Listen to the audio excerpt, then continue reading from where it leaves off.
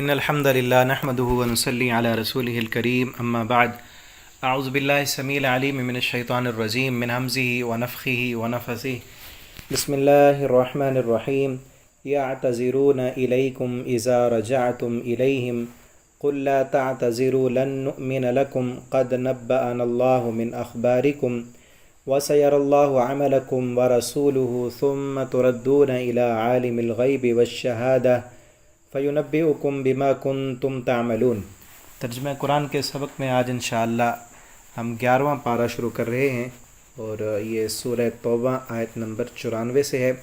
پچھلے 10 پارے الحمدللہ اللہ کی توفیق سے ہمارے مکمل ہو چکے ہیں، اور وہ پورے پارے اگر کسی بھائی نے سننے ہوں، کچھ سبق رہتے ہوں تو یوٹیوب پر پلے لسٹوں میں تمام پارے موجود ہیں، آپ وہاں سے سن سکتے ہیں۔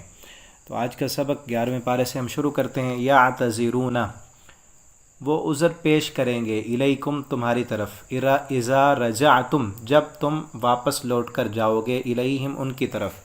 یہ جو آیتیں ہیں نا جو اب ہم پڑھ رہے ہیں، شروع میں نے بتایا تھا کہ یہ سورت کچھ آیتیں غزوہ تبوک سے پہلے اتری تھیں، کچھ غزوہ تبوک کے بعد، اور کچھ اسی تبوک کے مقام پر جب آپ واپس آ رہے تھے۔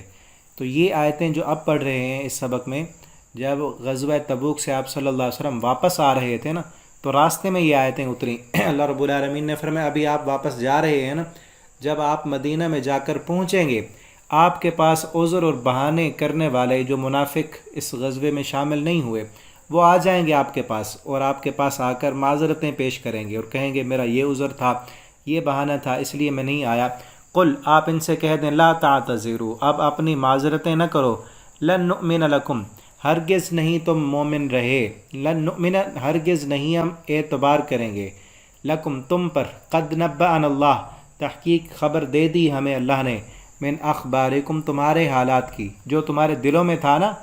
تم نے بہانے بنائے اور نہیں آئے، تم نے اپنا مال بھی خرچ نہیں کیا، تو اللہ نے تمہاری ساری خبریں ہمیں بتا دیں۔ وَسَيَرَ اللَّهُ، اور ان قریب دیکھے گا اللہ تعالیٰ، عملکم تمہارے عمل کو، مزید آگے اللہ تعالیٰ تمہیں اور بھی مہلت دے گا اور دیکھے گا کہ تم آگے کیا کرتے ہو۔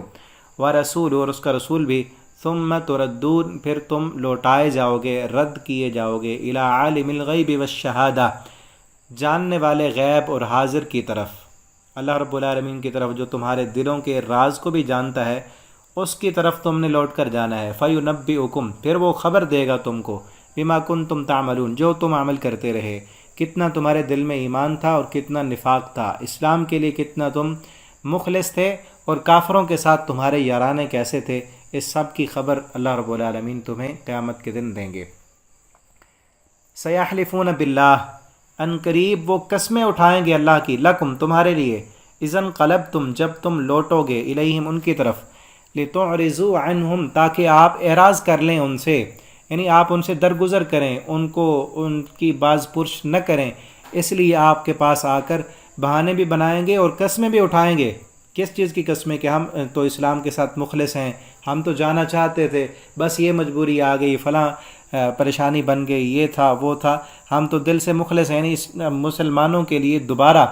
اپنے خیر خواہی کے جو جذبات تھے وہ ظاہر کریں گے، تھے تو نہیں دل میں، منافق تھے، لیکن ایک موقع پر پتہ چل گیا نا مسلمانوں کو، دوبارہ سے پھر قسمیں اٹھا کر اپنی اسی منافقت کو قائم رکھنے کے لیے دوبارہ قسمیں اٹھائیں گے۔ فَأَعْرِضُوا عَنْهُمْ، اللہ فرماتے ہیں اگر آپ اعراض کر بھی لیں ان سے،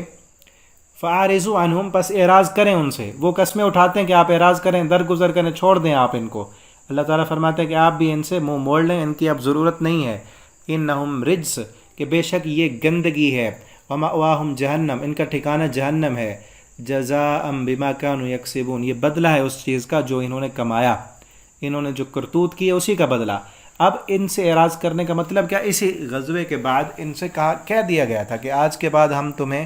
کسی اور موقع پر اپنے ساتھ جنگ میں نہیں لے جائیں گے۔ یہ گندگی، اس سے مراد منافق انسان کسی بھی کھاتے کا نہیں، کہتے ہیں نا بیوقوف انسان کی دوستی سے بیوقوف دشمن بہتر ہے، دوست ہوگا تو وہ کہیں نہ کہیں نقصان ہی پہنچائے گا، اس لیے کہ یہ منافق جن کے دلوں میں ایمان ہے ہی نہیں، تمہارے ساتھ اگر چلیں بھی صحیح تو یہ تمہیں نقصان پہنچائیں گے۔ جو کمزور ایمان والے ہیں ان کے دلوں میں شکوک و شبہات پیدا کریں گے اور تمہارے لیے یہ پریشانیاں کھڑی کریں گے، ان کا تمہارے ساتھ اب رہنا کسی فائدے کا نہیں، اسی لیے ان سے اعراض کریں اور ان کو اپنے سے دور کر دیں۔ یحلفون لکم، وہ قسمیں اٹھاتے ہیں تمہارے لیے، لترضوا عنہم، تاکہ وہ راضی کر دیں تم کو، فإن ترضوا عنہم، اگر بالفرض وہ راضی کر بھی لیں تمہیں، فإن اللہ لا یرضى، بے شک اللہ تعالیٰ نہیں راضی ہوتا، عن القوم الفاسقین، فاسق قوم سے۔ تمہیں اپنی قسموں سے راضی کر بھی لیں، کیونکہ آپ کو تو غیب نہیں پتہ، راضی کر بھی لیں، لیکن اللہ کو تو سب کچھ کا پتہ ہے۔ اللہ کو کبھی اپنے ان دھوکوں سے، اپنی ان باتوں سے، اپنے ان فریب سے اللہ کو کبھی راضی نہیں کر سکتے۔ تو یہ منافقین کا تذکرہ ہے۔ ابھی آگے اگلے سبق میں ہم پڑھیں گے مزید ایک اور قسم کے بھی لوگ تھے، کچھ یہ شہر میں رہنے والے، مدینہ کے اندر شہر میں جو رہتے تھے منافق، ان کا ذکر ہے اگلے سبق میں، اگلی آیتوں میں۔ جو دیہات کے لوگ تھے، عرب کے لوگ، وہ بھی کئی مسلمان ہو گئے تھے، ان میں بھی منافق تھے، ان کا تذکرہ اگلے سبق میں آئے گا، وہ آگے انشاءاللہ ہم پڑھیں گے۔ اللہ تعالی ہمیں قرآن پڑھنے، سمجھنے، اس کے مطابق زندگی بسر کرنے کی اللہ ہمیں توفیق دے، اور